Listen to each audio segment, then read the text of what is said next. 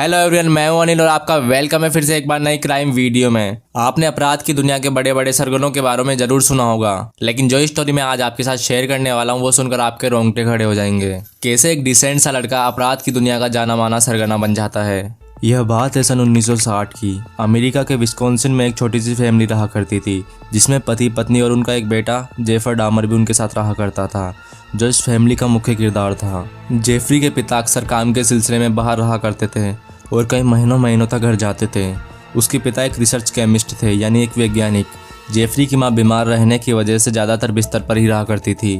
बचपन से ही मां और पिता की अनदेखी झेलने के बाद जेफरी अकेलापन महसूस करता था, जिसकी वजह से मानसिक तनाव आ गया और उसे पर्सनालिटी डिसऑर्डर की बीमारी हो गई। कुछ दिन बीत जाने के बाद जब जेफरी के पिता घर जाते हैं तो जेफरी उन्हें देखकर बहुत ही ज़्यादा खुश होता है, लेकिन कहानी का पहला ट्विस्ट यहीं से शुरू हो जाता है।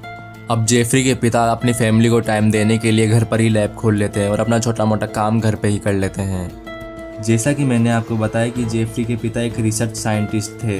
वो अक्सर अपने घर की लैब में ही जानवरों के अंगों और उनकी हड्डियों पर ब्लीच करके रिसर्च किया करते थे, और ठीक उसी समय जेफरी अपने पिता को जानवरों के अंगों को काटते हुए देखता था और धीरे धीरे जेफरी के दिल में भी दिलचस्पी बढ़ती गई।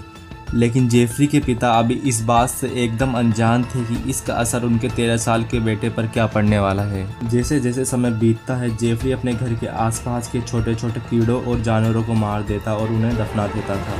वो सब उसके लिए बस एक खेल था, जो उसे अकेलापन महसूस नहीं होने देता है। जेफरी की उम्र जैसे जैसे बढ़ रही थी, वैसे वैसे उसका अकेलापन भी बढ़ते जा रहा था, और उस अकेलेपन को दूर करने के लिए उसे एक दोस्त की ज़रूरत थी। लेकिन अभी तक उसका कोई दोस्त नहीं बना था। उसके क्लासमेट्स भी उसका मजाक उड़ाते थे और उसे डरपोक कहकर बुलाते थे।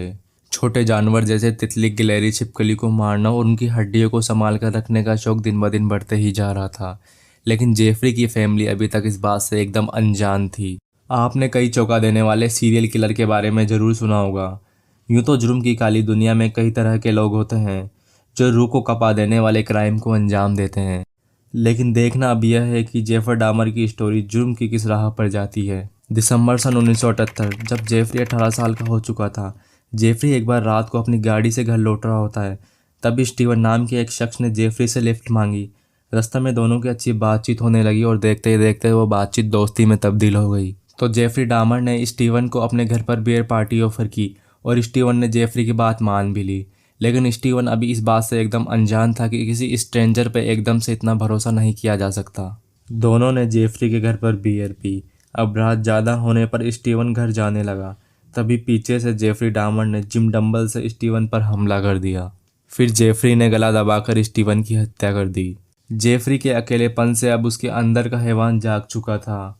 जेफरी ने स्टीवन के शरीर के छोटे छोटे 17 टुकड़े किए और फ्रिज में जमा दिए। बाद में पता चला कि जेफरी समलैंगिक था। जेफरी लड़कियों में नहीं, लड़कों में दिलचस्पी दिखाया करता था। कुछ दिनों बाद जेफरी अपना दूसरा शिकार की तलाश में बस स्टॉप पर जाने लगा। उसने अपना अगला शिकार 15 साल के छोटे बच्चे को बनाया। जेफरी ने उसके साथ सेक्सुअल रिलेशन बनाया। उसके बाद छोटे छोटे टुकड़े करके इंसानी मांस को खाने भी लगा। ऐसे में जेफरी बीतते समय के साथ सारी हैवानियत की हदें पार करने लगा था।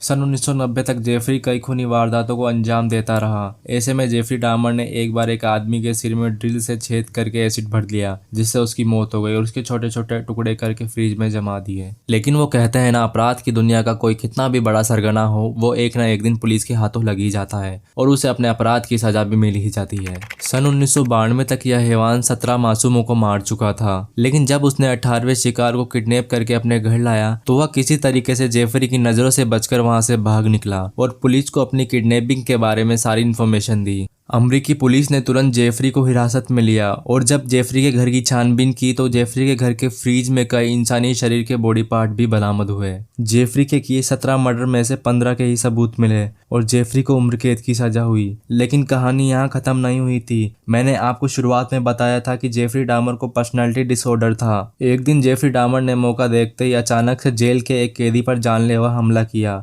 जिसमें दूसरे कैदी ने अपना बचाव करते हुए जेफरी का गला दबाकर उसकी हत्या कर दी। लेकिन क्राइम की दुनिया की यह कहानी काफी नहीं है। आप सभी लोगों को उन लोगों को अपनापन महसूस कराना है जो लोग पर्सनैलिटी डिसऑर्डर या फिर मेंटल प्रॉब्लम से जूझ रहे हो। खासकर ये मैसेज मैं उन पेरेंट्स को देना चाहता हूँ जो अपनी फैमिली को टाइम नहीं दे पाते हैं। तो मैं उनसे रिक्वेस्ट करता हूँ कि अपनी फैमिली को भी टाइम दीजिए और अपने बच्चों का भी ध्यान रखिए। आपकी एक नजरअंदाजी आपके बच्चों को जुर्म की राह पर धकेल सकती है। वीडियो की स्टोरी आपको थोड़ी भी इंटरेस्टिंग लगी हो तो वीडियो को लाइक और चैनल पर नए हो तो चैनल को सब्सक्राइब कर लें, क्योंकि आपके एक लाइक और सब्सक्राइबर से हमें नई वीडियो बनाने के लिए मोटिवेशन और एनर्जी मिलती है। अभी के लिए इतना ही। राम राम, जय हिंद।